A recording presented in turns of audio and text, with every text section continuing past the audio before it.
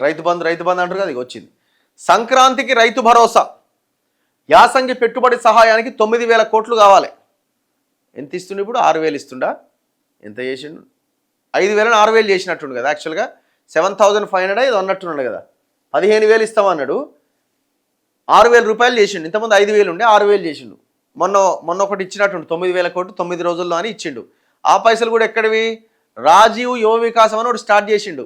పెట్టుర్రా అప్లికేషన్లు అంటే ఒకటే పెట్టుడు స్టార్ట్ చేసిరు. ఇక ఎక్కడ ఆగం 10-15 రోజులు 50,000, 1,00,000 రూపాయలు, 2 లక్షలు, 4 లక్షల దాకా మేము ఇస్తాం రాజీవ్ యువ వికాసం కింద అన్నారు. పాపం అప్లికేషన్లు అంతా పెట్టిరు కానీ జిరాక్స్ పేపర్లు దండగైపోయినాయి లాస్ట్. ఆ పైసలన్నీ ఏడు నుంచి తెచ్చిండు? ఐసిఐసిఐ బ్యాంకు దగ్గర ఏదో కుదోబెట్టి ఆ 10,000 కోట్లు తెచ్చిండు. ఈ రాజీవ్ యువ వికాసంకి ఇవ్వాల్సిన డబ్బులు తీసుకుపోయి ఆ కుప్పంతా రైతు భరోసా కింద వేసిండు. 9 రోజులలో వేస్తున్నాను నేను చూడని 9 రోజుల్లో వేసి పడేసిండు. మరి ఇప్పుడు ఏడు నుంచి తెస్తాడో మళ్ళీ 9,000 కోట్లు చూడాలి.